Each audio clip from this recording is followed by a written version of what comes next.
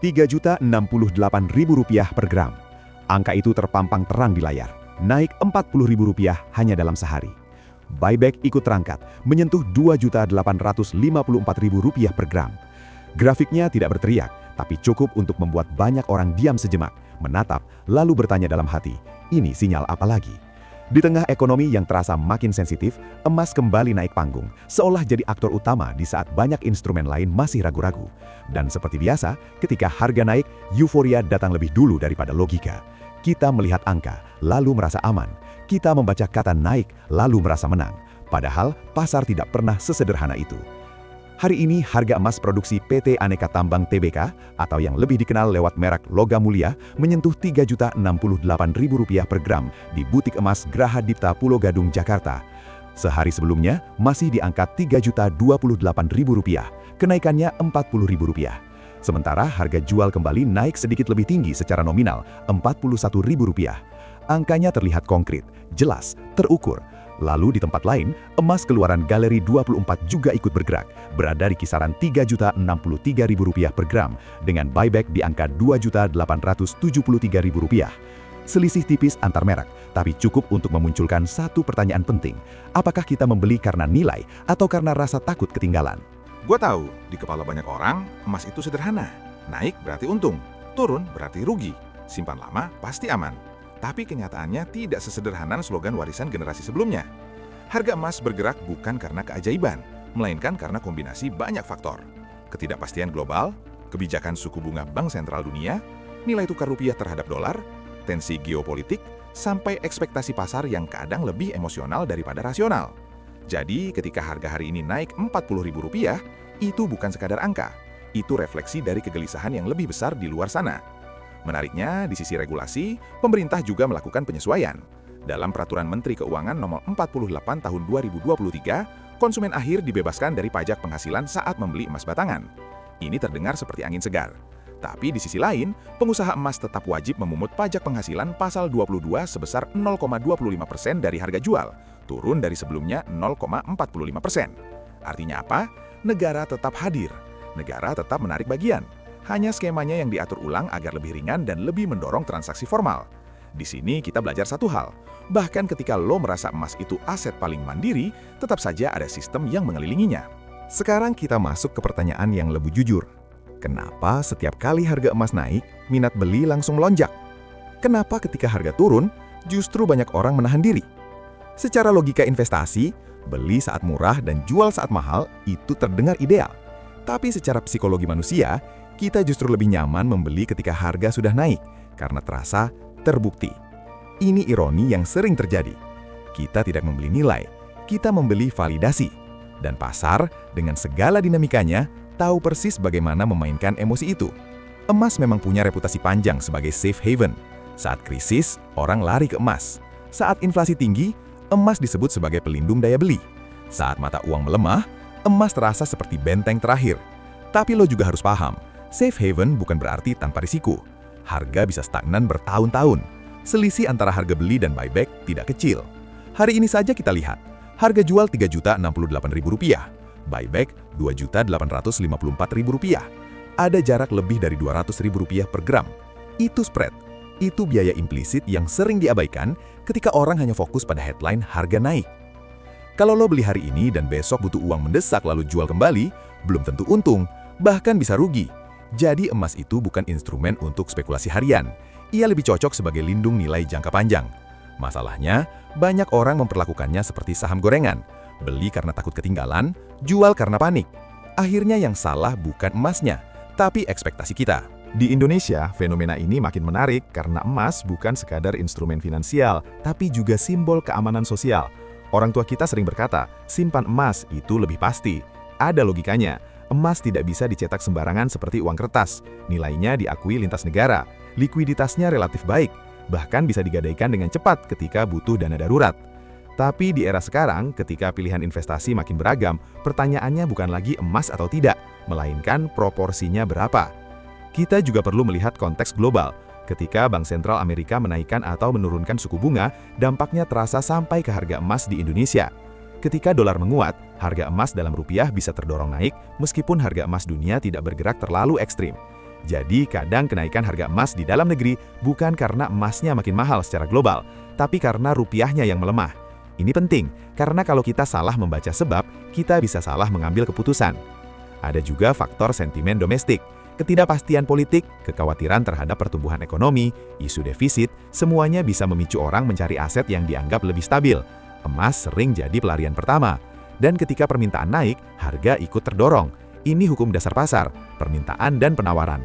Tidak ada yang mistis di situ, hanya respons manusia terhadap rasa aman dan rasa takut. Gue melihat fenomena ini seperti siklus emosi kolektif. Ketika berita ekonomi terasa suram, emas dipuji. Ketika ekonomi terlihat cerah dan pasar saham hijau, emas mulai dilupakan. Padahal idealnya, keputusan finansial tidak boleh sepenuhnya digerakkan oleh suasana hati publik. Lo, gue, kita semua butuh kerangka berpikir yang lebih stabil daripada sekedar mengikuti arus. Apakah berarti emas tidak layak dibeli? Bukan begitu, emas tetap relevan. Ia punya tempat dalam portofolio. Tapi jangan jadikan emas sebagai satu-satunya jawaban. Diversifikasi tetap penting. Jangan taruh seluruh harapan pada satu aset, meskipun aset itu sudah terbukti bertahan ratusan tahun. Dunia berubah, sistem keuangan berevolusi, instrumen baru muncul. Dan kita harus cukup dewasa untuk memahami bahwa keamanan bukan hanya soal menyimpan logam kuning, tapi juga soal manajemen resiko yang bijak. Kalau lo hari ini tergoda membeli karena melihat kenaikan Rp40.000 per gram, berhenti sejenak.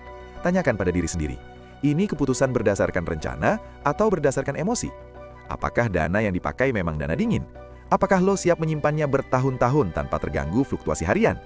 Karena investasi bukan tentang siapa yang paling cepat bereaksi terhadap berita, tapi siapa yang paling konsisten menjalankan strategi. Menarik juga melihat bagaimana regulasi pajak yang lebih ringan bisa mendorong transparansi dan formalitas transaksi. Dengan pajak penghasilan pasal 22 yang diturunkan menjadi 0,25%, pemerintah seolah memberi sinyal bahwa pasar emas fisik tetap ingin dijaga dalam koridor resmi. Ini positif, karena transaksi yang tercatat lebih aman, lebih terlindungi secara hukum, dan lebih jelas asal-usulnya. Di tengah isu pencucian uang dan ekonomi bayangan, transparansi jadi kunci.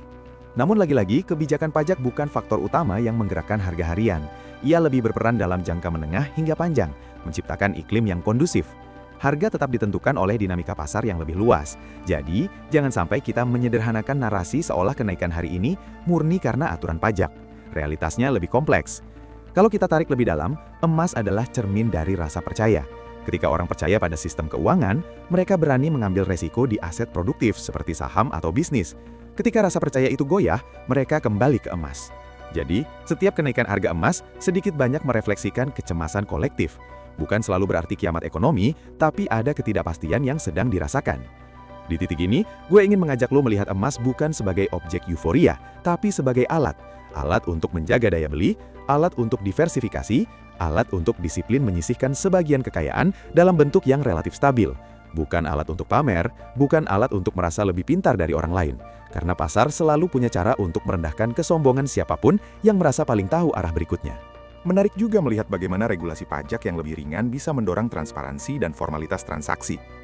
Dengan pajak penghasilan pasal 22 yang diturunkan menjadi 0,25%, pemerintah seolah memberi sinyal bahwa pasar emas fisik tetap ingin dijaga dalam koridor resmi. Ini positif, karena transaksi yang tercatat lebih aman, lebih terlindungi secara hukum, dan lebih jelas asal-usulnya. Di tengah isu pencucian uang dan ekonomi bayangan, transparansi jadi kunci. Namun, lagi-lagi, kebijakan pajak bukan faktor utama yang menggerakkan harga harian. Ia lebih berperan dalam jangka menengah hingga panjang, menciptakan iklim yang kondusif. Harga tetap ditentukan oleh dinamika pasar yang lebih luas. Jadi, jangan sampai kita menyederhanakan narasi seolah kenaikan hari ini murni karena aturan pajak. Realitasnya lebih kompleks. Kalau kita tarik lebih dalam, emas adalah cermin dari rasa percaya. Ketika orang percaya pada sistem keuangan, mereka berani mengambil resiko di aset produktif seperti saham atau bisnis. Ketika rasa percaya itu goyah, mereka kembali ke emas. Jadi, setiap kenaikan harga emas sedikit banyak merefleksikan kecemasan kolektif. Bukan selalu berarti kiamat ekonomi, tapi ada ketidakpastian yang sedang dirasakan. Di titik ini, gue ingin mengajak lo melihat emas bukan sebagai objek euforia, tapi sebagai alat. Alat untuk menjaga daya beli, alat untuk diversifikasi, alat untuk disiplin menyisihkan sebagian kekayaan dalam bentuk yang relatif stabil. Bukan alat untuk pamer, bukan alat untuk merasa lebih pintar dari orang lain, karena pasar selalu punya cara untuk merendahkan kesombongan siapapun yang merasa paling tahu arah berikutnya. Harga bisa naik lagi besok, bisa juga terkoreksi. Itu hal biasa. Yang tidak boleh biasa adalah kita yang mengambil keputusan tanpa pemahaman. Lo tidak harus jadi ekonom untuk paham emas, Cukup pahami prinsip dasarnya. Beli secara bertahap, jangan all in. Simpan dengan aman, perhitungkan selisih buyback, dan yang paling penting, sesuaikan dengan tujuan keuangan lo sendiri. Pada akhirnya, emas hanyalah satu bagian dari cerita besar tentang bagaimana kita mengelola rasa takut dan harapan. Ia tidak salah, ia juga tidak ajaib, ia netral. Kitalah yang memberi makna berlebihan. Jadi ketika melihat angka Rp3.068.000 per gram hari ini, lihatlah dengan kepala dingin. Jangan terlalu mabuk kenaikan, jangan juga terlalu sinis. Bersikaplah rasional di tengah pasar yang sering emosional. Kita hidup di zaman di mana informasi bergerak cepat, notifikasi harga muncul setiap saat, dan keputusan bisa diambil hanya dengan satu klik. Justru karena itu, kedewasaan finansial jadi semakin penting. Bukan soal seberapa sering lo cek harga, tapi seberapa kuat lo memegang rencana. Jadi kesimpulannya sederhana, tapi tidak selalu mudah dijalankan. Emas tetap relevan sebagai pelindung nilai, terutama di tengah ketidakpastian. Kenaikan hari ini adalah data, bukan perintah untuk panik membeli.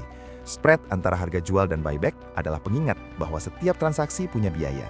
Regulasi pajak memberi ruang yang lebih ramah bagi konsumen, tapi tetap ada mekanisme yang harus dipahami. Dan yang paling penting, keputusan investasi harus lahir dari strategi, bukan dari rasa takut tertinggal. Tenang aja, lo tidak harus ikut setiap lonjakan harga. Lo tidak harus merasa rugi hanya karena belum beli hari ini. Pasar akan selalu bergerak, kesempatan akan selalu ada.